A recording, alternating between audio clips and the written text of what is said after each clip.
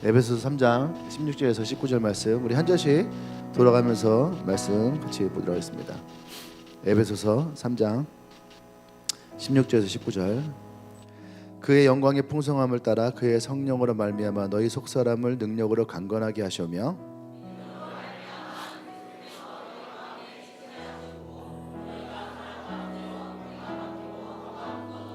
능히 모든 성도와 함께 지식에 넘치는 그리스도의 사랑을 알고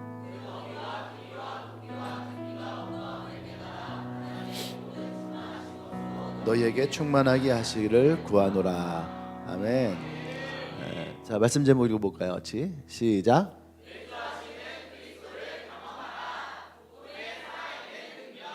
아멘.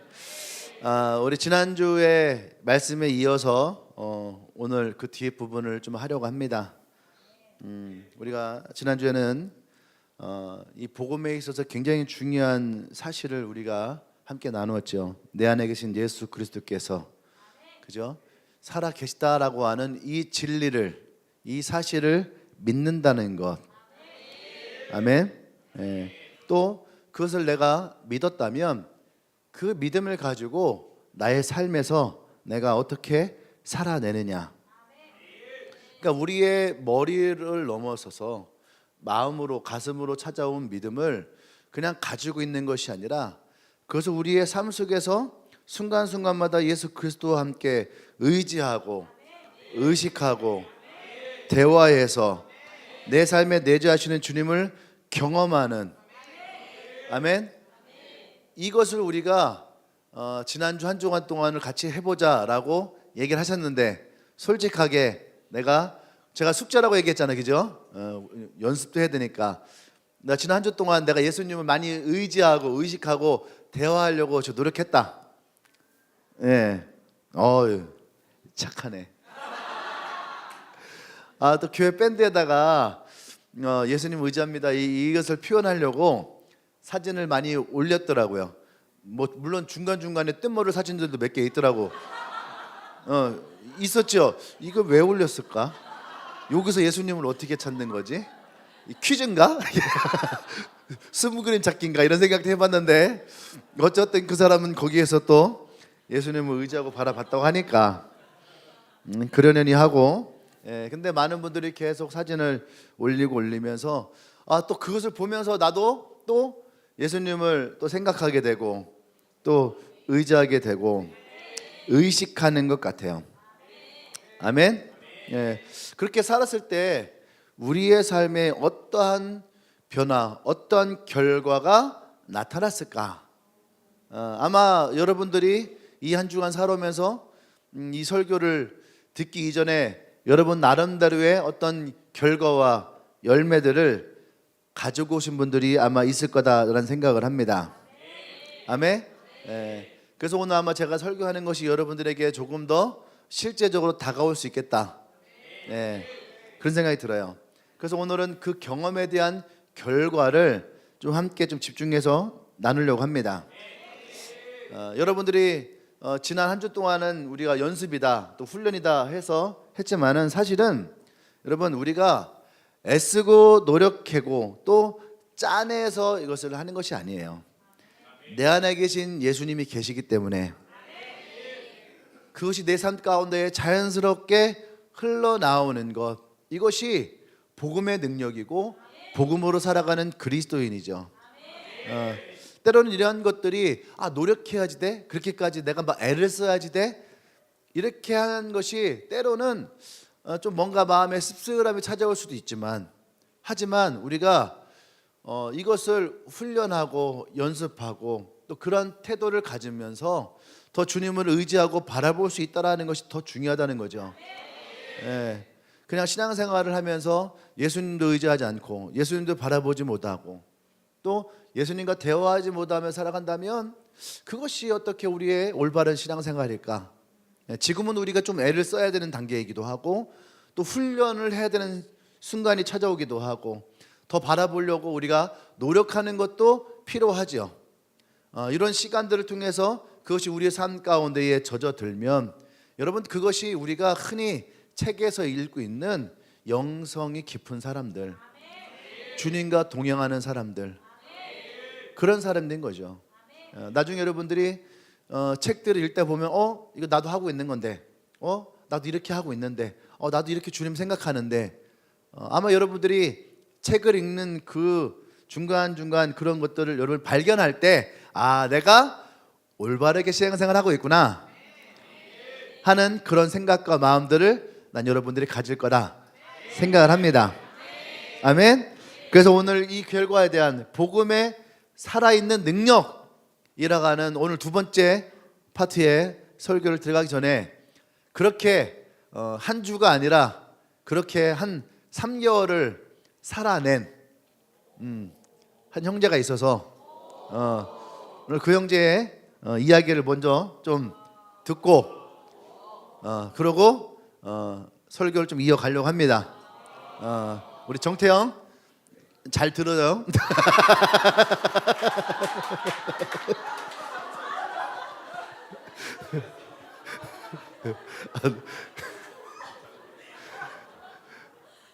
한마디 좀 하고 싶어서 태영이랑. 우리 정신웅 리더를 앞으로 모시겠습니다.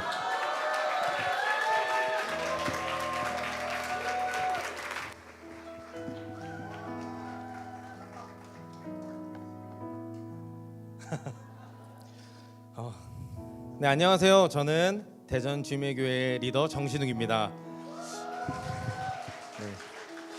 저는 지난 3개월간 육아휴직을 마치고 복직을 했는데요. 휴직 때문에 쉴 수 있어서도 너무 좋았지만 그 기간 안에 일하신 하나님에 대해서 말씀드리러 올라왔습니다. 사실 뭔가 어떤 것에 대한 기도 제목이 이루어지거나 응답받아서는 아니고 그냥 나의 아버지 되시고 친구 되시고 인도자 되시며 구원자 또 나의 산성 나의 생명이신 하나님 때문에 너무 감사하고 기쁩니다. 제가 휴직 당시에는 사실 감사하고 뭐고 그냥 맨날 쉬고 싶은 전형적인 K 직장인의 모습이었습니다. 직장의 스트레스와 육체의 지침에 아주 찌들어서 뭐든지 쉬고 싶은 마음뿐이었고 입에는 감사가 있지 않았습니다. 매일 불평과 불만, 하기 싫다, 쉬고 싶다를 입에 달고 살았습니다. 제가 그 상황에서 기도를 안 하고 예배를 드리지 않은 것은 아니었습니다. 그러나 그러한 말들이 기도와 예배의 태도에 고스란히 녹아들었고 이런 태도로 신앙생활하는 저의 모습을 보는 저 자신에 대한 죄책감이 너무 컸습니다. 하나님보다 커진 상황들과 나 자신에 대한 죄책감들이 특별히 찬양의 부분에 아주 큰 완고함이 되어서 찬양이 되지 못하고 결국 찬양팀도 저에게 일이 되었고 형식이 되어 갔습니다. 그렇지만 그저 이 모든 것이 내가 힘든 탓이겠지 생각하며 깨닫지 못하는 아주 슬픈 상황이었습니다. 그런 저의 모습을 통해 가장 큰 피해를 받은 사람이 있는데 바로 저의 아내였습니다. 제가 이런 어려움을 아무에게나 말하지 못하고 가장 가까이에 있는 아내에게 많이 말하곤 했는데 그런 아내는 저를 보며 함부로 권면하거나 혼내지 않고 그저 응원하며 뒤에서 기도를 정말 많이 해주었습니다. 그때 저의 리더이신 목사님과 사모님이 보고타에 가 계셨는데 다녀오시면 내가 목사님과 사모님과 꼭 대화를 해봐야겠다 이런 말을 많이 하곤 했는데 아내도 제발 대화 한번 해봐 라면서 이제 그것을 기도 제목으로 두고 기도했는데 하나님이 얼마나 그 기도가 간절했는지 그 응답이 아주 속히 왔습니다. 제가 육아휴직을 하고 목사님 사모님이 한국에 돌아오시자마자 목사님이 서울로 외부 사역을 나가게 되셨는데 목사님이 시차 적응도 안 되셨고 그때 이제 많은 힘듦으로 인해서 이제 목사님이 운전이 조금 어려우셨거든요. 그래서 목사님이 저에게 그 당일에 전화하셔서 같이 가자 하셔가지고 목사님과 동행하게 됐고 그 2주 뒤에 사모님이 또 멀리 사역을 하러 가시게 됐는데 또 감사하게도 함께 동행하게 되었습니다. 제가 동행하면서 제가 저의 고민을 가지고 두 분께 똑같은 질문을 드렸었는데 두 분이 너무 다른 답변이었지만 너무 감사하게도 그 답변이 퍼즐처럼 저에게 맞춰졌습니다. 제가 시간이 없어 어떤 질문을 했는지 어떤 대화를 나눴는지 다 말씀드리진 못하지만 목사님과 사모님과의 대화에서 내려진 결론은 제가 하나님 앞에서 신실한 태도의 부재였구나라는 것을 깨달았습니다. 죄송합니다. 저에게 시간이 많이 없는데 네, 그래서 사모님의 권면으로 제가 아침 시간에 하나님 앞에 개인의 예배를 결단하게 되었습니다.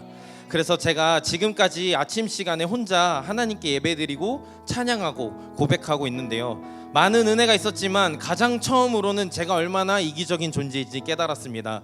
제가 찬양팀이면서도 진짜 하나님을 향한 찬양이 아닌 성도와 사람들을 위해 보기 좋은 찬양을 위해 찬양해 왔고, 그저 나에게 주어진 열매에 대한 감사와 찬양이었지 순수한 하나님 자체에 대한 찬양이 아님을 깨닫게 되었습니다. 내가 지금까지 하나님을 이용만 하고 있었구나. 그런데도 하나님은 그것을 다 아시면서도 나의 기도를 들어주신 거구나. 그런데 나는 감사하지 못하고 그걸 깨닫지 못했구나 하는 죄송함과 감사함이 너무 크게 다가왔습니다. 그래서 아침에 예배하기로 한 시간에는 자연스럽게 하나님께 간구보다는 하나님을 찬양하고 하나님이 나에게 어떤 분이신가를 고백하는 감사한 시간이 되어갔습니다. 그럼에도 물론 저에게는 불안이 찾아왔습니다. 그래도 내 재정은 기도해야 되지 않을까? 나의 셀에 대한 기도를 해야 되지 않을까? 교회는, 직장은, 나의 가정을 위해서 간구의 기도를 해야 하지 않을까 하는 생각이 들 때면 저는 다시 찬양했습니다. 주님 한 분만으로 난 만족하네. 세상 어떤 노래도, 세상 어떤 기쁨도 아버지가 주신 것만 못합니다. 이렇게 찬양을 하다 보면 제가 얼마나 주님만으로 만족하지 못하는 존재인지도 깨닫고 주님만으로 만족하기를 바라는 마음을 구하고 또 하나님에 대한 찬양을 이어갔습니다. 근데 참 신기하게도 은혜인 것은 지난주 목사님 말씀대로 저는 예수님과 연합했을 뿐인데 가지 된 저는 붙어있기만 해도 열매가 맺히는 것을 경험하고 있습니다. 뭐랄까, 내 노력만큼이 아니라 내 노력 대비 너무 큰 은혜들을 주시는 것을 저는 그 하나님이 맺혀주시는 열매들을 통해서 경험하고 있습니다. 이전에는 저와 저의 상황을 보고 그것을 위해서 노력할 때는 죽어도 안 되던 것들이 그저 하루에 예수님 더 생각하게 해주세요, 예수님 더 고백하게 해주세요만 더 힘썼는데도 변화되어지고 이루어지는 것들을 보면서 말씀이 참 진리이고 생명임을 다시 느꼈습니다. 저는 저 자신이 강해졌기 때문에 이렇게 회복되었다고 생각하지 않습니다. 부끄럽게도 저는 그대로이지만 저는 그대로이고 예전에는 이러한 점들이 너무 싫고 자책되었습니다. 그러나 이제는 괜찮습니다. 저는 예수님과 가까워졌고 그 예수님을 바라보기로 결정했기 때문입니다. 문제 자체를 이루어 주시고 도와주실 하나님도 저는 믿지만 그냥 그 모든 것보다 크신 하나님 자체를 인정하고 믿기로 결정했기 때문입니다. 나 자신이 아닌 예수님을 더 생각하기로 결정했기 때문입니다.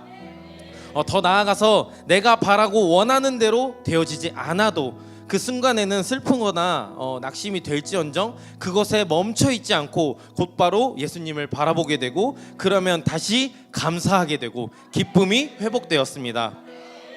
그러다 보니 셀가 과정에도 자연스럽게 변화가 일어났습니다. 제 생각은 아니고 저희 아내에게 제가 물어봤습니다. 그 기간을 통해서 나에게 어떤 것이 제일 변화되어졌냐 물어보니 기분에 따라 내뱉었던 말들이 하나님을 찾는 언어들로 바뀌고 그것이 곧 믿음의 말, 희망의 언어가 가정에 더 많아지니 더 관계가 풍성한 기쁨의 분위기가 되었다고 합니다. 이 믿음과 기쁨은 셀에도 자연스럽게 흘러갔습니다. 그러다 보니 아침에 주님께 드리는 예배와 그 기도를 놓치기 싫어졌습니다. 제가 하루를 살아낼 힘이 아침에 예수님을 초청하는 시간에서 옴을 깨닫게 되었고 그것을 깨닫게 되니 하루라도 놓치고 싶지 않은 시간이 되었고 이전에는 내가 해야 할 일을 다 하고 남은 시간에 기도했다면 이제는 시간을 내어서 기도하고 제가 할 일을 하게 되었습니다. 여기서 더 감사한 것은 이 하나님의 은혜와 인도하심이 저에게만 특별히 부어지는 게 아니라 예배와 기도회 안에서 목사님과 사모님을 통해 나타나고 있다는 것입니다. 저의 이야기를 또 하나의 열매를 맺기 위한 방법으로 생각하셔서 기도할 때 역시 간구 말고 찬양만 해야지라는 또 하나의 방법을 알려드리러 온 것이 아닙니다. 하나님은 나를 얼마나 사랑하시는지, 나와 함께 하기를 원하시는 분인지, 그래서 나에게 얼마나 열매 맺게 하시고 싶으신 분인지, 나의 하나님은 곧 여러분의 하나님이심을 말씀드리고 싶습니다. 우리 모두 하나님과 함께해서 하나님의 기쁨 되시기를 축복합니다. 네, 감사합니다.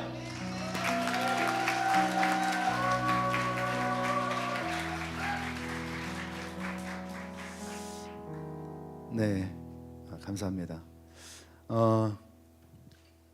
뭐 다 말로 지난 3개월의 삶을 다 표현할 수는 없지만은 그저 우리가 주님을 더 의식하고 의지하고 바라봤을 건데 삶에 일어나고 있는 변화들이 있다는 거죠. 근데 이것은 하루아침에 일어나는 것은 아니에요. 이것이 차근차근 쌓여서 삶의 변화가 일어나는 것이지, 내가 한 주 동안 연습하고 노력했다 해서 여러분 바로 그것이 열매가 되어지고 바로 변화되어지고 달라지는 것은 아니에요. 우리는 그런 삶을 통해서 더 중요한 건 뭐냐면 내가 예수 그리스도와 함께 연합되어져서 간다라고 하는 거죠. 그 속에 진짜 우리의 변화가 일어나는 거고, 그 속에서 하나님의 열매가 맺혀질 줄 믿습니다. 아멘. 그래서 오늘 세 번째 여러분과 함께 나눌 이야기는 내 안에 계신 예수님 때문에 나타나는 하나님의 그 역사하심이에요.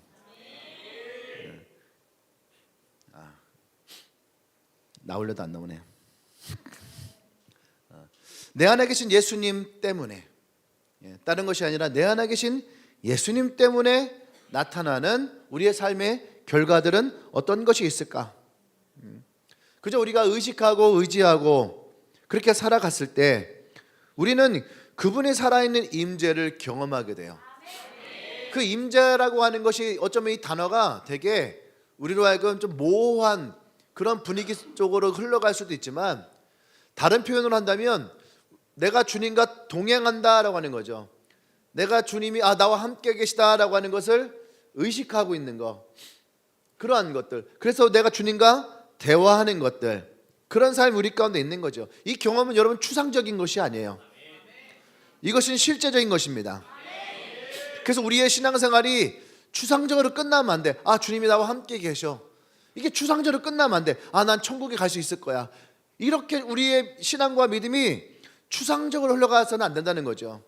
주님은 지금도 살아계시고 나와 여러분 삶 가운데 실제 존재하시는 분이라는 거죠. 아멘. 이 모든 것이 가능한 이유는 예수님이 나와 함께 하시기 때문에. 아멘. 그러면 예수님이 나와 함께 하시기 때문에 나타나는 그 결과가 뭐냐? 첫 번째는요, 생명과 열매라고 하는 거예요. 생명과 열매. 요한복음 15장 5절 말씀 볼까요?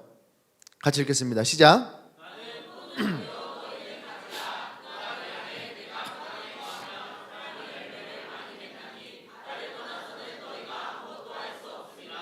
나를 떠나서는 너희가 아무것도 할 수 없습니다. 이 말씀은 열매 맺는 삶이 우리의 어떤 고분분투나 노력의 결과, 애쓴 결과가 아니라 이 포도나무에 그 예수님과 우리가 연결되어지고, 아멘. 내가 그 가지로서 그 주님께 붙어 있을 때에, 내 안에 계신 그 예수님을 내가 의지하고 의식했을 때에 그분과의 친밀함이 연결되어지는 거, 그때 그분으로부터 흘러나오는 생명력, 아멘. 그 생명력으로 인하여서 자연스럽게 맺어지는 열매가 우리의 삶의 결과라고 하는 거죠. 아멘. 이 열매는 갈라디아서 5장 22절 23절에 이렇게 얘기하고 있습니다. 9가지 열매 얘기해요. 시작. 오직 성령의 열매는 사랑과 희락과 화평과 오래 참음과 자비와 양성과 충성과 온유와 절제니 이 같은 것을 금지할 법이 없느니라. 이 열매 9가지 열매 하나하나를 다 여러분들에게 설명하기엔 좀 시간이 오늘 없기 때문에 이런 성령의 9가지 열매가 있다라고 여러분들 일단은 들으시고 다음 기회에 또 이 부분은 좀 더 집중적으로 설교하도록 하겠습니다. 그런데 이 9가지의 이것을 우리가 주님의 성품이라고 그래요. 주님의 성품. 그러니까 우리가 예수님을 닮아간다라고 할 때에 무엇을 닮아가느냐라고 하면 첫 번째가 바로 이 9가지의 성품을 우리가 닮아가는 거죠. 물론 또 예수님을 닮아간다라고 하는 것이 이 9가지의 성품만 있는 것은 아니에요. 여러 가지가 있지만 성품적인 부분에서는 이 9가지를 우리에게 얘기하고 있습니다. 근데 우리가 아무리 노력해도 맺을 수 없었던 성품의 열매가 있다라는 거예요. 근데 내 안에 계신 예수님이 계심으로 말미암아 그 생명력이 나로 하여금 이 열매를 맺게 하는 때가 있다라는 거예요. 아멘. 예? 예를 들어서 죄인 중에 괴수라 했던 사도 바울이 있어요. 육체의 가시른에서 자신은 또 연약한 자라고 고백도 합니다. 누구보다도 위대한 사역을 감당했었고 많은 영혼들을 전도함으로 풍성한 열매를 맺었던 그러한 분이 바로 사도 바울이죠. 근데 사도 바울이 고린도전서 15장 10절에서 이렇게 고백을 해요. 같이 읽어볼까요? 시작. 그러나 내가 나된 것은 하나님의 은혜로 된 것이니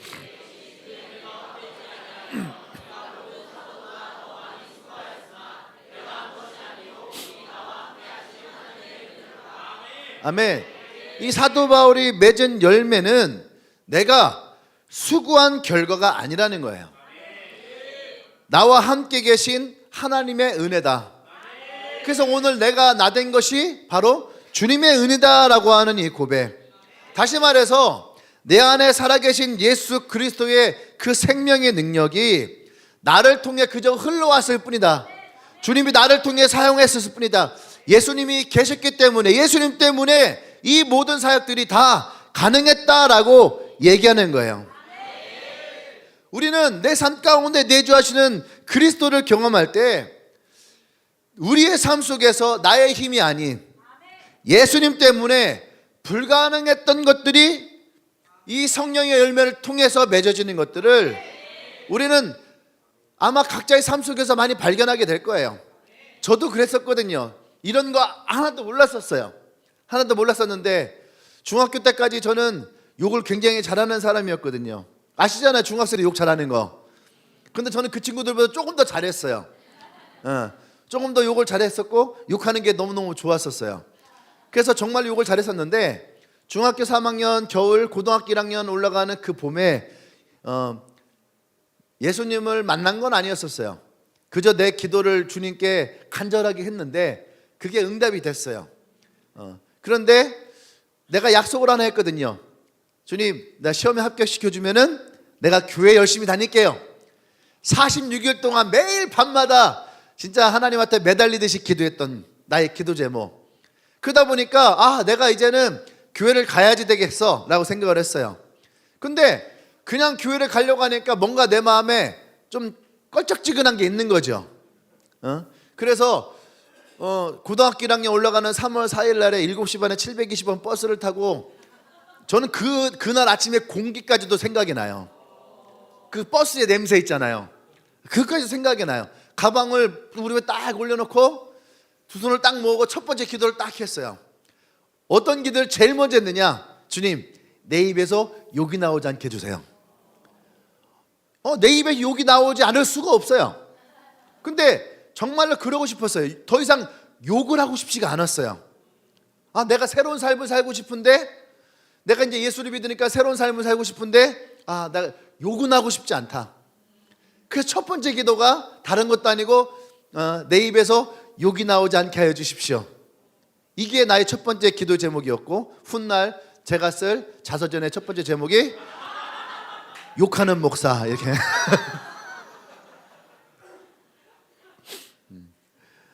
목사가 되고 나서 어쨌든 욕을 다시 좀 하기 시작했는데 근데 그때는 그 욕이 너무너무 싫었어요.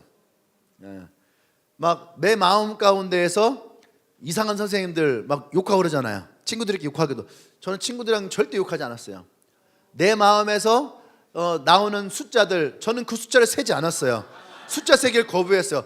내 안에서 일어났던 동물들 이름 되지 않았어요. 저는 그 이름들을 되는 것을 거부했어요. 생각으로도 안 된다. 마음으로 거부를 했어요. 그래서 정말로 저는 고등학교 3학년 동안 욕을 하진 않았어요. 그러고 나니까 욕을 하지 않았더니 어떤 일이 났냐면은 나의 행동이 올바라지기 시작하는 거예요. 욕을 할 때는 막 침을 뱉고 주머니에 손 집어넣고 막 건들건들하게 다니고 가방도 막 이상하게 베고 그런 거 있잖아요. 지나가다 보면은 중학생들 그런 거 있잖아요. 전형적인 그런 아이였거든요. 지나가면 아저씨들 아유 저놈의 새끼들 저거 저 부모가 저거 낳고 그냥 미역국 먹었다고 그런 애들 있잖아요. 전형적인 그런 아이였어요. 그런데 욕을 하지 않았더니 나의 태도가 달라지기 시작하고 저는 3학년 동안 교복을 한 번도 흐트러지게 입은 적이 없어요. 바지 입고 구두를 신고 넥타이 매고 우린 조끼까지 있었거든요. 조끼 입고. 근데 지금처럼 5월달 이런 때는 되게 4월 말 더워지잖아요. 그럼 애들은 막 조끼 벗고 그러거든요. 저는 학교에서 조끼를 벗으라 말할 때까지 절대 벗지 않았어요. 네, 조끼 입고 이 마이 입고 항상 그 모습이 나의 가장 멋있는 모습이다. 그래서 저는 고등학교 3학년 때까지 교복을 한 번도 그렇게 허투루 입어본 적이 없어요. 항상 올바르게. 근데 그 첫 시작이 뭐였느냐? 욕을 하지 않는 거였어요. 이것은 나로서는 맺혀질 수 없는 열매였어요. 근데 이 설교를 준비하다 보니까 제가 이때가 생각이 나는 거예요. 왜 내가 그때 욕을 하지 않았을까? 왜 내가 그때 교복을 그렇게 열심히 입고 다녔을까? 그렇게 한 7, 8개월이 지났더니 가을쯤에 내가 알지 못했던 그 중학교 동창 여자애가 청란여고 다녔던 여자아이인데 버스를 탔는데 그때는 그랬어요. 모르는 사람들도 가방 주세요 이렇게 가방을 받아줬거든요. 네, 그때는 다 그랬거든. 가방을 딱 섰는데 가방 줘 그러는 거예요. 그래서 하고서 가방을 딱 줬어요. 그렇게 한 20분 동안을 말없이 버스를 타고 왔어요. 근데 20분쯤 지나서 신탄진에 들어가는 길목에서 이 친구가 한마디 하는 거예요. 저한테. 야, 너 그런데 교회 다니면서 많이 변했다면서 그러는 거예요. 근데 그 말 한마디가 저에게 진짜 에어컨 바람에 가장 시원한 바람을 맞는 것처럼 내 마음이 너무너무 시원한 거예요. 나는 사람들한테 나 교회 열심히 다녀. 난 그런 말 해본 적이 없거든요. 나 이제 욕 안 해. 이런 말 해본 적도 없고. 나 이제 싸움 안 해. 이런 말 해본 적도 없고. 나 기도 되게 열심히 해. 이런 말 해본 적도 없어요. 근데 이 친구가 나를 알지도 못하는 친구가 알아주는 거예요. 근데 그 알아줌 하나가 나로 하여금 너무 행복하게 하는 거예요. 그러면서 내 마음에 더 열심히 해야 되겠다. 더 열심히 믿어야 되겠다 하는 그런 마음이 생겼거든요. 근데 돌이켜보면 그것이 과연 나로서 열매가 맺어졌을까? 아니었어요. 매일 아침마다 가서 성경을 읽었는데 그게 과연 내가 가지고 있는 기질과 성격으로 내가 성경을 읽었을까? 매일 학교 끝나고 교회 가서 1시간, 2시간씩 기도하고 갔는데 그게 내 성품의 열매였을까라고 생각했다 했을 때에 그건 내 성품의 열매가 아니었어요. 예수님 때문에. 그냥 예수님이 좋아서. 그래서 매일 기도하고 매일 성경 읽고 그것이 나라고 하는 사람을 변화시켜주는 그 과정이었다라는 생각이 들었어요. 저는 사도 바울의 고백도 되게 멋있고 좋았는데 저는 저 삶에 대한 고백도 되게 기쁘고 즐겁고 여러분들에게 소개할 때에도 내가 이런 예수님을 만났다라고 하는 것을 말하고 싶은 그런 마음이 있었어요. 여러분 우리가 일상을 살아가다 보면요 평소에 분노를 제어하지 못하는 사람들이 있어요. 여러분들 중에도 그런 사람들이 있었을 거예요. 그죠? 근데 어떻습니까? 그 분노, 그 화남 이런 것들이 지금도 제어가 되고 있지 않나요? 어느 순간 여러분 안에서 제어가 되어지고 있는 모습들을 보게 되어질 거예요. 그게 왜 제어가 되고 있었을까? 왜 그것이 더 나아지고 있을까? 그것이 바로 내 안에 계신 예수님 때문이라는 거예요.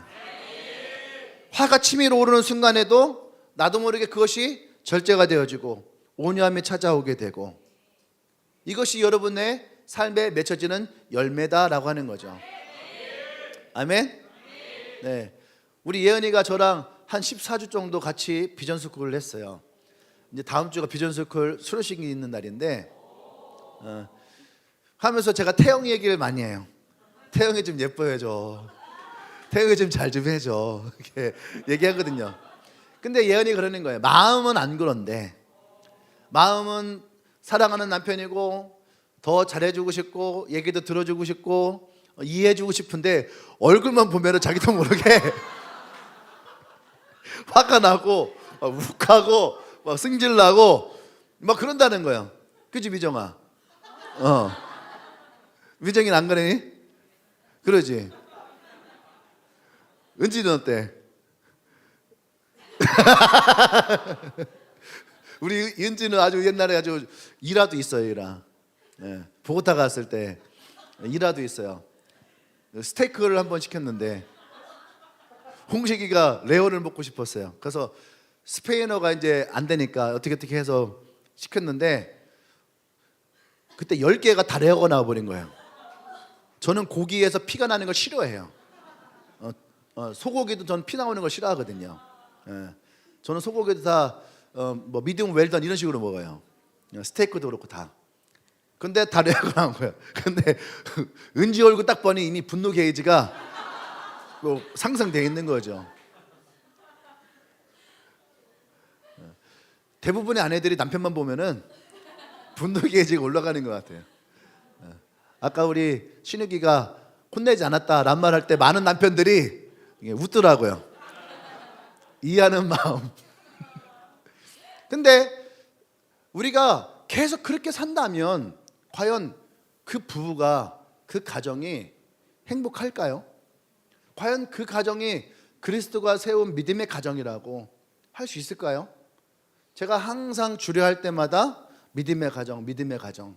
항상 제가 그렇게 얘기를 하는데 과연 우리가 주님이 주셨던 말씀을 가지고 기도하며 믿음의 가정을 만들기 위해 결혼을 했는데 결혼을 왔더니 이것은 뭐 북한과 남한도 아니고 막 무슨 원수가 함께 적과의 동침을 하고 있는 그런 모습으로 우리가 살아간다면 과연 이 결혼을 해야 되는 것이냐? 이것이 올바르게 유지가 될 수 있는 것이냐? 우리 연도 형제가 지난주에 어제 그저께 이제 수술을 했거든요. 조금 큰 수술이었는데 수술은 되게 잘 될 때요. 운동하다가 다쳤는데 연도는 한 번도 다비에게 화를 내본 적이 없대요. 나 그런 친구인 줄 몰랐어. 한 번도 다비한테 싫은 소리를 해본 적이 없대요. 근데 다쳤잖아요. 다쳤으면은 저도 다쳐봐서 알지만은 너무 힘들고 불편하거든요. 근데 연도는 얼굴 쪽을 다쳐가지고 씹을 수도 없고 말도 못하고 수술했는데 말도 못하고 아마 지금 연도가 보고 있겠지. 말도 못하고 막 다비를 부를 때에 이렇게 침대에 이렇게 손가락을 툭툭 움직일 수가 없으니까 그럼 그 신호 받고서 이제 뭘 도와줘야 될까 이렇게 묻고 그러는데 이제 구내염이 있어가지고 입안을 계속 소독을 해야 되나 봐요. 근데 이제 움직일 수가 없고 숙일 수도 없고 이렇게 움직일 수도 없는 거야. 근데 이제 이게 각을 이렇게 하면서 이제 뱉어내야 되는데 뱉어낼 수가 없잖아요, 이거를. 그죠? 그래서 이제 다비가 이렇게 컵을 이렇게 대쓰나 봐. 근데 연도가 이렇게 컵이 여기 있는 줄 알고 뱉었는데 이게 다 흘러내린 거야. 근데 그거다 대고 이제 또 다비가 내가 컵 여기다 놨는데 왜 여기다 있냐고 짜증을 내더라는 거야. 지금 연도는 다쳐가지고 움직이지도 못하는데 이 죽을 먹은지 벌써 열흘이 넘었는데 기운도 없는 아이가. 내가 오늘 다 얘기한다. 내가 여자애들 내가 다 얘기한다. 이 시대 남편들 불쌍한 것 같아요. 근데 만약에 맨날 그렇게 화만 내고 싸운다면 여러분 과연 그 가정이 행복하겠냐? 그건 아니죠. 그죠? 근데 우리가 예수 그리스도를 우리 가정의 주인으로 모시고 아멘. 그래서 이 가정이 정말로 주님의 인도하신 것 다스림을 우리가 구한다면 우리는 그 예수님으로 인하여서 우리가 예수님 때문에 달라지는 변화되어지는 것들을 경험할 수 있어야지 돼요. 아멘. 부모님과의 관계에 문제가 있습니까? 여러분 예수님 때문에 부모님을 이해하고 그래서 그 부모님을 사랑하고 그 우리 앞에 항상 뭐가 있는 거예요? 예수님 때문에. 나로서는 인간적으로는 우리 마음 가운데에 불편한 것이 있고, 또 우리 마음 가운데 화나는 것이 있고, 우리 마음에 뭔가 마음에 들지 않는 것이 있지만, 근데 그런 나를 변화시키시는 분이 바로 예수 그리스도예요. 이것을 우리가 믿을 때에 그 안에 생명이 있고 그 생명이 열매를 낳는 거예요. 아멘. 우리가 열매를 자꾸 전도라든지 어떤 물질적인 것으로 우리가 이 포커스가 맞춰가는 것들이 많아요, 교회가. 근데 여러분, 이것보다 더 중요한 것이 있다는 거예요. 하나님이 가장 중요하게 여겼던 것들, 그것이 바로 우리들의 가정이에요. 부모님과 나와의 관계, 나와 나의 형제와의 관계, 나와 나의 아내 남편과의 관계, 나와 나의 자녀와의 관계. 여러분, 이 속에서 맺혀질 열매가 얼마나 많겠어요. 아멘. 관계에도 있겠지만 성품의 그 자녀들, 형제들의 관계, 성품, 사랑, 용서, 얼마나 많은 것들이 그 가정 가운데 맺혀질 수 있습니까? 한국의 교회가 그 예수님 때문에 이 가정들만 올바르게 열매가 맺어져도, 여러분, 한국 교회는 위기다라는 말은 다 사라지는 거예요. 우리가 한 가정 한 가정이 예수 그리스도 안에서 올바른 가정으로 세워진다면, 여러분, 그 가정은 세상 가운데 빛이 되고 소금이 되고, 그 아이들이 세상에 나갔을 때에 진짜 믿음의 사람이 되어지고 복음의 사람이 되고 비전의 사람이 되어지는 거예요. 여러분, 수련회 가서 비전을 배우는 게 아니에요. 단기 선교를 가서 선교를 배우는 것이 아니에요. 이 모든 것들이 가정 가운데서 올바르게 이루어질 때, 그때 우리가 훈련의 과정을 통해서 나가는 것이지. 그래서 우리가 이 가정 안에서 하나님이 맺고자 하시는 이 생명과 열매가 아름답게 맺어질 때, 아멘. 우리가 캠퍼스에 사역을 하지만 많은 청년들이, 대학생들이 믿음의 가정에서 살았지만 부모를 떠나기를 원하고, 부모를 떠나서 교회를 떠나기를 원하고, 더 이상 예배를 드리고 싶지 아니하는 많은 청년들을 만나요. 왜 그런 일들이 일어날까? 사람은 자기가 좋으면요 하지 말라고도 하잖아요. 그게 사람의 성향이에요. 그러면 이 청년들이 정말로 교회가 좋고 가정이 좋고 하나님이 좋으면 그들은 나서서 하나님을 찾고 가정을 찾고 부모를 찾을 거 아닙니까? 근데 그렇지 않다라고 하는 것은 무엇인가 우리가 이 가정 가운데에 문제가 있고 어려움이 있고 해결해야 될 것이 있다라고 하는 거예요. 그래서 우리가 이것을 돌이켜볼 수 있어야 됩니다. 과연 우리가 예수 그리스도의 이 성품을 가지고 우리의 가정 가운데에 내가 녹여내고 있느냐, 서로가 부족한 것을 인정하고 그 부족함을 용서하고 인내하고 온유함으로, 절제함으로, 사랑함으로 감싸줄 수 있느냐. 아멘. 그것이 우리가 만들어가야 될 올바른 가정의 모습이에요. 아멘. 100% 마음에 드는 사람이 누가 있겠습니까? 퍼펙트한 사람이 누가 있겠어요? 퍼펙트하면 과연 그 사람에 대한 불만이 없을까? 퍼펙트하면 퍼펙트해서 불만이 많은 거예요. 안 그래요? 사랑하는 여러분, 우리 안에 이 예수님의 생명과 열매가 아름답고 올바르게 맺어지기 위해 우리는 우리의 가정에서 혹은 우리의 직장에서 내가 만나는 그 모든 사람들에게서 정말 예수 그리스도의 성품이 내 안에서 나로 인해서가 아니라 예수님으로 인하여서, 그저 우리는 그래서 예수님을 의지하고 의식하고 포도나무에 붙어있는 가지와 같이 우리가 주님에게 붙어 있으면, 여러분, 우리에게서 분명히 예수님의 성품은 나오게 되어 있어야 하는 거죠. 아멘. 지금은 그것을 위해서 우리가 조금은 노력해야 되고 조금은 애써야 될 시기인 줄 믿습니다. 아멘. 두 번째는 예수님 때문에 나타나는 우리의 삶에 능력이 있다라고 하는 거죠. 우리가 반드시 우리의 삶 가운데 경험해야 될 것이, 내가 생각하는 한계를 뛰어넘는 그 능력을 우리는 경험할 수 있어야지 돼요. 아멘. 그래서 빌립보서 4장 14절에 13절의 말씀이 여러분들의 믿음의 고백이 되고 믿음의 선포가 되어야 됩니다. 자, 우리 힘차게 한번 선포해 볼까요? 시작. 아멘. 이 말씀이 우리의 실제가 되어야지 돼요. 맞습니다. 내게 능력 주신 자 안에서 내가 모든 것을 할 수 있습니다. 아멘. 이 능력이 내게 찾아오는 시험을 이기게 하고 유혹을 물리치게 하고 어려운 상황을 견디게 하고 하나님이 내게 주신 사명이 있다면 이것을 내가 능히 감당할 수 있는 힘, 이것이 다른 사람이 아닌, 다른 것들이 아닌 바로 내게 주시는 주 예수 그리스도의 능력 안에서 나와야 된다는 거죠. 아멘. 우리는 너무나도 자주 나의 연약함, 나의 무능함에 이렇게 좌절할 때가 많아요. 나는 할 수 없다. 이건 나에게 너무 버거워. 내가 과연 이런 것을 할 수 있을까? 난 이만큼의 능력이 없는데. 그런데 내 안에 계신 예수님은 모든 능력을 가지고 계신 분이에요.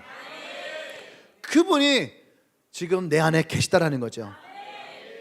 나의 연약함 속에서 그분의 능력이 온전하게 나타날 수 있습니다.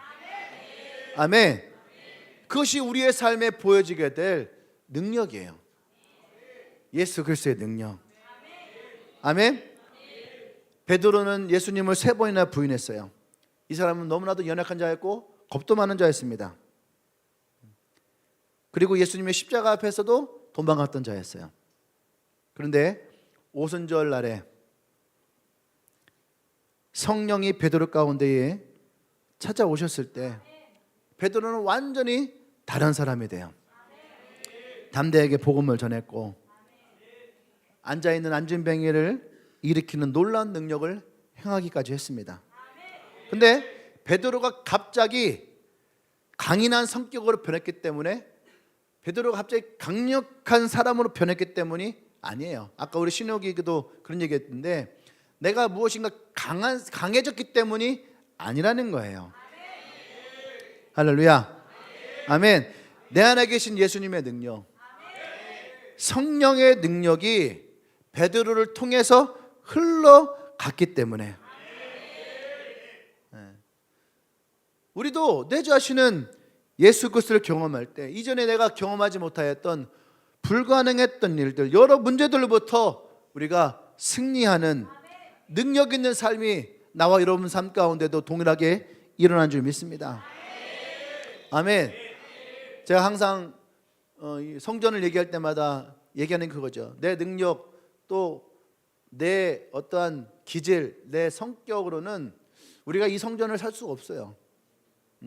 내가 사고자 했던 사이즈, 내가 사고자 했던 가격, 이것들은 우리가 이 성전을 감당할 만큼의 능력이 있지 않았거든요. 나의 사이즈는 그거였어요. 난 빚지는 것도 싫어하고 난 남들에게 막 사장하는 것도 싫어하고. 근데 주님이 주시겠다 하고 주님이 준비해 놓으시겠다 하니까 저는 그런 하나님을 경험을 해요. 먼저 그의 나라 의를 구하라. 그리하면 너희에게 더하시리라. 우리의 마음을 예수 그리스도가 다스린다면 내 욕망, 내 욕심, 이것들이 예수 그리스도 안에서 올바르게만 다스려진다면 주님은 우리의 삶에 나보다 더 필요한 것들을 더 후히 주실 분이에요. 아멘. 여러분, 이것들을 우리의 삶 가운데 한 가지 경험할 때 정말로 내 능력이 아니라 진짜 하나님의 능력이 내 삶 가운데 나타나는구나를 베드로 같이 우리는 느낄 수 있는 거죠. 아멘. 마지막 3번째는요, 예수님 때문에 나타나는 기쁨이라는 거죠. 우리의 삶에 예수님 때문에 기뻐하는 삶이 있어야지 돼요. 아멘. 요즘 사람들에게 어때요? 좀 살만 납니까? 그러면은 살만 난다라고 얘기하시는 분들 거의 없거든요. 죽지 못해 삽니다 라고 하는 말이 한 80%는 될 것 같아요. 죽지 못해 삽니다. 근데 이 고백이 그리스도의 고백이 아니거든요. 아멘. 예수 그리스도가 내 안에 살아 계시다라고 하는 내 삶의 증거의 경험에 가장 중요한 것은 뭐냐면 바로 기쁨이다라고 하는 거예요. 요한복음 15장 11절 말씀 볼까요? 같이 읽겠습니다. 시작.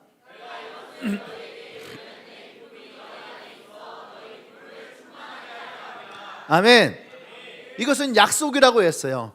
약속이라고 그랬어요. 이것 주님이 우리에게 주신 약속이에요.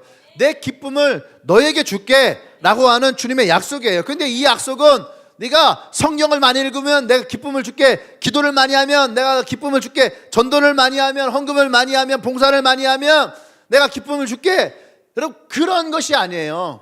우리가 주님 안에 거하고만 있으면 주님은 이 기쁨을 우리에게 주시겠다라고 하는 약속이라고 하는 거예요. 내 환경이나 소유가 변했기 때문에 주는 세상적인 행복이 아니라 그 어떤 상황에도 흔들리지 않는 우리에게 언제나 주시고자 하는 주님의 기쁨. 근데 이 기쁨은 어떻게 해요? 충만하다라고 하는 거예요. 내 삶 가운데 흘러넘칠 만큼의 충만한 기쁨을 우리에게 주시겠다라고 하는 거예요. 할렐루야. 세상의 기쁨은요 마치 바다에 걷는 파도와 같아요. 그래서 조건이 좋으면은 어때요? 조건이 좋으면은 파도가 잔잔하니까 바다가 행복하게 보이고, 막 바람 불고 태풍 치면은 이 바다가 나를 막 삼킬 듯이. 예전에 한번 배를 타고 제주도를 간 적이 있었는데 그때 이 파도가 너무 심하게 친 거예요. 그러니까 선실 안에 들어와 있었어요. 3등급이니까 또 밑에 들어가 있어야 되겠죠. 밑에 들어가 있는데 배가 한 번 훅 올라가면은 하늘이 보여요, 옆에 창으로. 그런데 얘가요 쑥 내려가는데 깊은 바다 속으로 들어가 있는 거예요, 이게 창이. 근데 난 분명히 배 안에 있는데도 불구하고 이 창을 보는데 그렇게 무서운 거예요. 이러다가 배가 빠지는 건 아닌가, 이러다가 배가 전복되는 건 아닌가, 이러다가 배가 부서지는 건 아닌가, 이러다 내가 죽는 게 아닌가, 그런 생각이 들어요. 어쩌면 세상에 주는 기쁨은 이런 거예요. 어떤 분들 그런 분들이 있어요. 너무 행복해요. 근데 불안해. 왜냐하면 내일이면 이 행복이 사라질 것 같고, 또 오늘 밤이 지나가면은 이 행복을 또 언제 만날까, 이 기쁨을 언제 만날까, 이것 때문에 불안하는 분들이 있다는 거예요. 어쩌면 세상은 그런 거죠. 내가 무언가를 가지고 내가 무언가를 성취했을 때, 무언가를 내가 이루었을 때 기쁨이 찾아오지만 내가 뭔가를 잃어버리고 내가 뭔가를 못하고 내가 뭔가를 실수했을 때는 이 기쁨을 가질 수가 없는 거예요. 그러니까 기쁨도 성공하는 자들, 기쁨도 승리하는 자들, 기쁨도 가진 자들, 기쁨도 이룬 자들, 그들의 소유물인 것처럼. 근데 성경은 우리에게 그렇게 말하지 않아요. 예수님이 주시고자 하는 기쁨은 세상의 기쁨이 아니에요. 오히려 주님은 뭐라고 했냐면은 평안하라, 너 마음껏 기뻐도 괜찮아. 왜? 내가 세상을 다 이겨놨어. 네가 살아갈 세상을 내가 이미 다 이겨놨어. 그러니까 네가 시험을 당해도 괜찮아. 내가 너에게 기쁨을 줄게. 내가 지금 고통을 당해도 너 지금 아프잖아. 근데 괜찮아. 내가 기쁨을 줄게. 저는 이것을 한번 경험해 본 적이 있어요. 제가 팔다리가 부러져 가지고 병원에 입원하고 수술을 했잖아요. 근데 제가 그때 팔 수술했을 때 그랬거든요. 주여, 제가 이번 수술하면서 언제 또 내가 주님의 고통을 느끼겠습니까? 그래서 제가 딱 그랬어요. 저는 진통제 맞지 않겠습니다. 무통주사 걸지 않겠습니다. 새벽에 어떻게 쑤시는지 막 열이 나고 쑤시고 아프고, 그 새벽에 내가 주님, 내가 괜히 그랬나요? 괜히 그랬나요? 그랬어요. 그런데 신기하게 새벽에 그렇게 쑤시고 아픈데 어떤 마음이 드냐면, 주님도 십자가 지실 때 이렇게 아프셨겠네요. 그런데 내가 뭔가 주님과 함께 한다라고 하는 그 고통을 나눔이 기쁨이 되는 순간이 있어요. 그 내가 다쳤지만 그 밤에 잠을 자지 못하지만 내가 뭔가 주님과 그 있잖아요, 그 주님과 나만 있는 그런 거, 꼭 주님과 나만 가지고 있는 어떤 비밀 같은, 둘만 공유하는 그런 마음, 근데 그 새벽이 진짜 뭔가 내가 주님과 더 가까워진 듯한 느낌. 그때의 이 고통은 내게서 떠나가고 내게 찾아오는 평안이 있고 그 기쁨이 있더라는 거예요. 분명히 내 팔은 쑤시고 아파요. 근데 팔은 쑤시고 아픈데 내 마음은 기쁨이 있고 즐거움이 있더라는 거죠. 여러분, 우리 주님이 주시는 이 기쁨은 어떤 상황에도 어떠한 문제 앞에서도 우리가 웃을 수 있고 우리가 기뻐할 수 있는, 할렐루야, 그 능력이 있어요. 그 주님은 그 기쁨을 우리에게 오늘도 주시겠다라고 얘기를 합니다. 아멘. 예수님을 경험하는 삶에 내 입으로부터 나오는 이 기쁨의 고백은, 아까 정신영 리더가 내 설교를 본 것처럼 얘기하는데, 예수님 한 분이면 충분합니다. 예수님 한 분이면 충분합니다라고 하는 이 고백이 내 마음을 가득 채우는 기쁨의 고백이 되는 거죠. 아멘. 그래서 우리는 이 고백을 할 수 있어야 돼. 주님 한 분이면 충분합니다. 내가 예수님 때문에 기쁩니다. 내가 예수님 때문에 행복합니다 라고 하는 이 고백이 우리 가운데에 있기를 원해요. 아멘. 장례식장을 가면 장례식장은 분명히 슬픈 곳이죠. 근데 예수를 믿는 분들과 예수를 믿지 않는 분들의 장례식장은 달라요. 예수를 믿지 않는 분들은 그런 얘기를 합니다. 이제 가면 언제 보나, 이제는 다시 보지를 못할, 그래서 슬프고 눈물 나고. 근데 예수를 믿는 분들의 장례식장은 이제 평안하게 주님의 곁으로 또 저 천국에서 다시 만나요. 이 고백이 있으니까 죽음도 우리에겐 슬픔으로 끝나지 않아요. 소망이 되고 기쁨이 되는 것이죠. 그것이 예수를 믿는 사람들에게 주님이 주시는 기쁨의 약속이고, 아멘, 소망이라고 하는 거예요. 우리가 예수님 안에서 누리는 이 복음의 실제를 우리가 경험하게 될 때, 우리는 결코 세상으로부터 받는 기쁨과 그 즐거움에 쫓아가 그것을 얻기 위해 그렇게 노력하고 애쓰는 인생이, 여러분, 결코 나에게 중요하지 않다라는 것을 우리는 발견하게 돼요. 그래서 우리는 반드시 예수를 믿는 사람들이라면 내가 예수 그리스도와 함께하며 그 주님으로부터 얻어지는 그 열매들을 우리는 경험할 수 있어야 됩니다. 여러분의 가정에 하나님이 허락하시는 그 생명들, 그 생명의 열매들을 우리는 경험할 수 있어야지 돼요. 아멘. 또 여러분을 통해서 드러나는 성령의 능력들, 이것들이 여러분 안에서도 경험될 수 있어야 됩니다. 그래서 내게 능력 주신 자 안에서 내가 모든 것을 할 수 있습니다. 이 고백이, 사도 바울의 고백이 나와 여러분들의 고백이 되어줄 줄 믿습니다. 그 여러분, 그 주님 안에서 예수님 한 분만으로 기뻐하실 수 있는 삶, 아멘, 그 한 분만으로 충분합니다라고 하는 이 믿음의 고백, 이것이 여러분에게 어떤 어려움의 문제들, 또 어떠한 질병의 문제들, 어떤 상처의 어려움들, 그 모든 것들에서 내가 기뻐할 수 있는 이유가 되길 원해요. 제가 용원동에 있을 때에 교회로 올 때마다 저를 굉장히 기쁘게 저를 반겨주던 자매가 있어요. 우리 원양이거든요. 원양이라는 자매예요. 이 친구는 교회로 오면 항상 목소리 톤이 2배, 3배로 높아요. 목사님 하면서 2배, 3배는 높아요. 어떤 친구들보다 가장 밝아요. 지금도 아마 교회에서 가장 밝은 친구들 중에 하나예요. 근데 그 친구는 우리 교회에서 누구보다도 가장 아픈 친구예요. 21살 때 의사가 투석을 거주할 만큼 루프병이죠. 루푸스, 난치병이에요. 근데 그것이 신장으로 가서 몸이 탱탱 붓고 하루에 약 스테로이드제를 200알씩을 먹어야 되는, 하루에 200알이에요.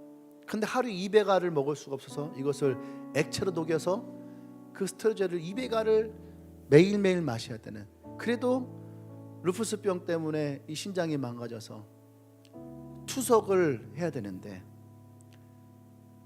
그 선생님이 그런 거죠. 이 투석은 20년이 최대다. 그럼 이제 21살의 이 여자아이가 20년을 투석을 하면은 40살이면은 죽을 수밖에 없는데, 매일 밤마다 이 아이가 눈물을 흘리면서 기도했어요. 이 친구는 모태신앙 아닙니다. 20살 대학교 들어와서 예수 믿었어요.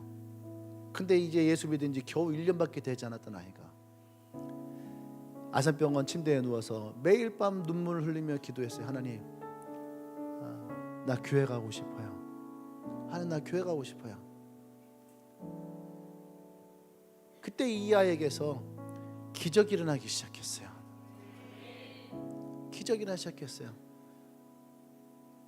의사가 투석을 권유했지만 어느 순간 투석을 하지 않고 그러면은 약물로 가보자.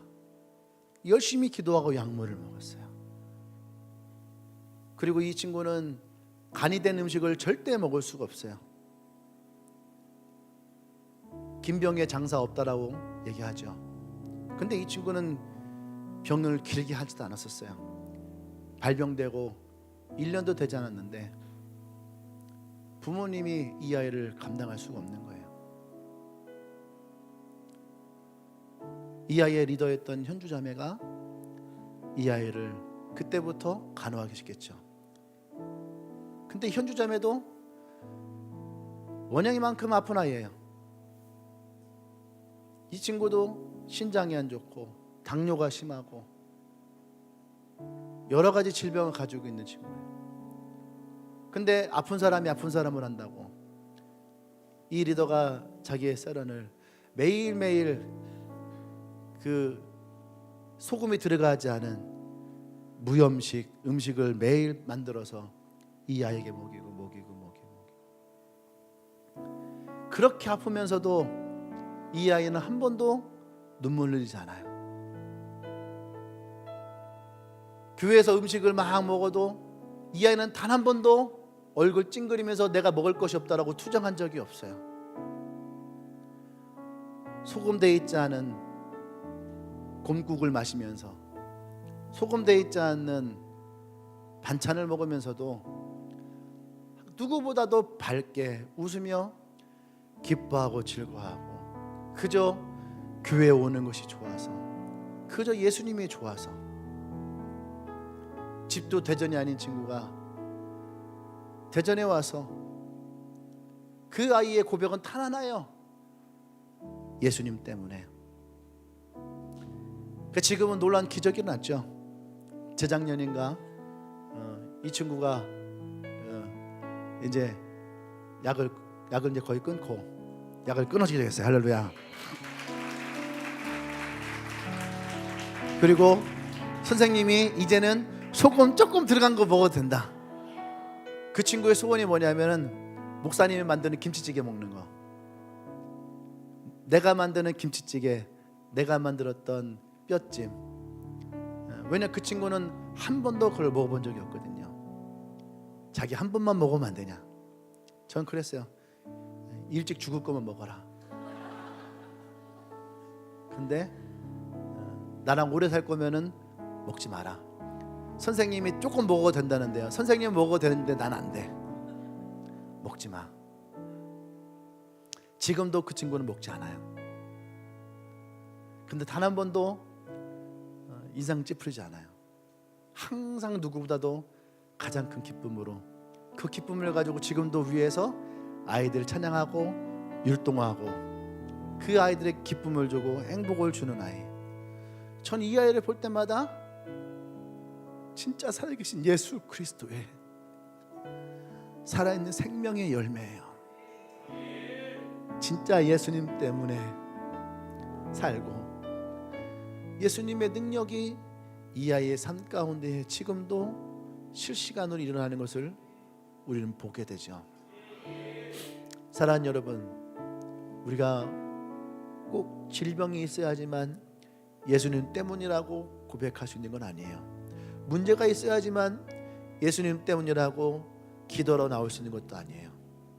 집안에 우환이 있어야지만 예수님 때문이라고 교회 나오는 거 아니에요. 내 안에 예수님이 계시기 때문에, 그것 때문에 내가 아파도, 내게 문제가 있어도, 내가 어려움이 있어도 내 안에 계신 예수님 때문에 오늘도 내가 살아내고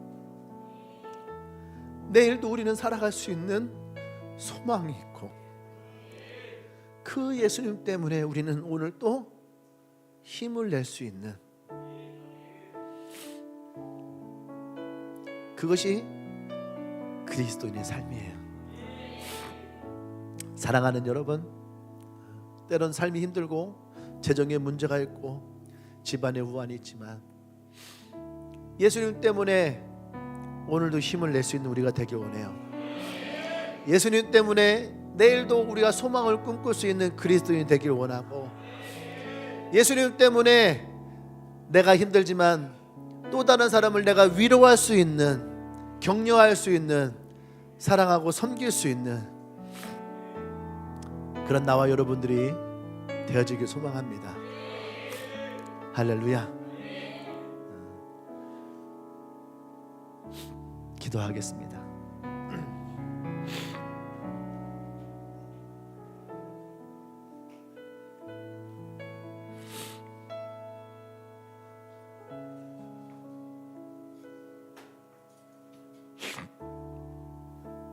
예수님 한 분이면 충분합니다 라고 하는 이 고백이 어쩌면은 내가 행복할 때, 정말로 내가 만족스러울 때,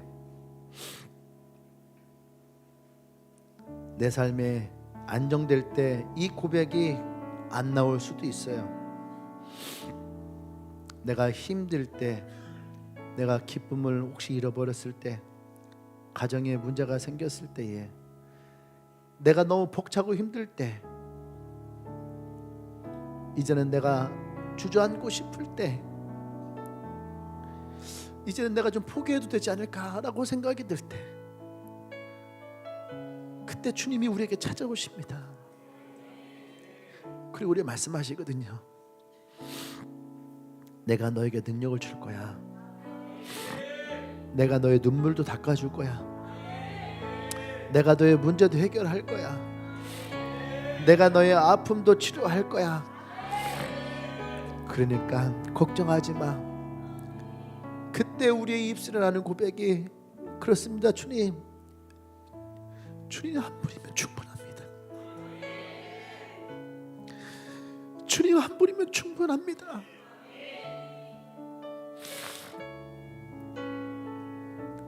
사랑하는 여러분, 여러분에게 어떤 어려움이 있고 문제가 있고 고난이 있어도 여러분 그것을 슬퍼하지 말아요. 오히려 그때 우리는 더 주님을 바라볼 수 있고, 그때 우리는 더 믿음의 고백이 예수 그리스도 안에서 내게로 흘러나오는 것을 경험하게 될 것입니다. 이것이 여러분들에게 능력이 될 것이고, 이것이 여러분들의 신앙이 될 것이고, 이것이 우리의 진실한 그리스도를 향한 믿음의 고백이 되어질 것이고, 그래서 주님은 우리를 어느 순간 모든 풍랑이 거치고 희망의 항구에 우리를 데려다 놓을 거예요. 우리가 그 주님을 신뢰하기를 원합니다. 우리가 그 주님을 바라보기를 원합니다. 그래서 우리가 이 시간 함께 좀 기도하십시다. 주님 한 분만으로 충분합니다. 주님 때문에 내 가정이 삽니다. 주님 때문에 나의 부모님이 삽니다. 주님 때문에 나의 아이들이 삽니다. 주님 때문에 나의 직장이 살 것입니다. 주님 때문에 내가 만나는 사람들의 축복을 받을 것입니다. 주님 때문에 내가 모든 것을 다 이룰 수 있는 능력이 있습니다. 할렐루야. 우리가 그렇게 주님 앞에 고백하며 나가십시다. 기도합니다.